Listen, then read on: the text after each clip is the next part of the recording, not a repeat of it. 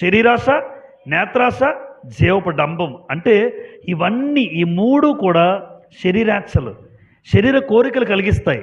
చూడాలి, చూడాలి, గొప్పలు చెప్పుకోవాలి, శరీరం కోరుకున్నదంతా కూడా కోరికలు తీర్చుకోవాలి, అంతే ఉద్దేశం. కానీ ప్రభు ఆ వాటిని జయించి చూపించాడు. మత్తయి సువార్త 4వ అధ్యాయం, మత్తయి సువార్త 4వ అధ్యాయం.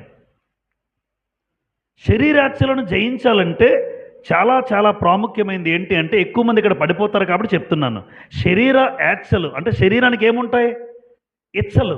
ఈ ఇచ్చలను జయించాలంటే ఆ వ్యక్తి చేయాల్సింది ఉపవాసం. ఒకవేళ నీకు ఇంకా శరీర కోరికలు తప్పుడు మార్గంలో నడిపిస్తూ ఉంటే, ఏ యవనస్తుడికైనా ఏ యవనస్తురాలికైనా మీరు ఉపవాసం ఉండండి. ఉపవాసం ఉండి దేవుని సన్నిధిలో గడపండి. ఇది సూత్రం. ఉపవాసం ఉండి నిజంగా నాకు తప్పుడు ఆలోచనలు వస్తున్నాయి, తప్పుడు ఉద్దేశాలు కలుగుతున్నాయి, దేవునికి వ్యతిరేకంగా బ్రతుకుతున్న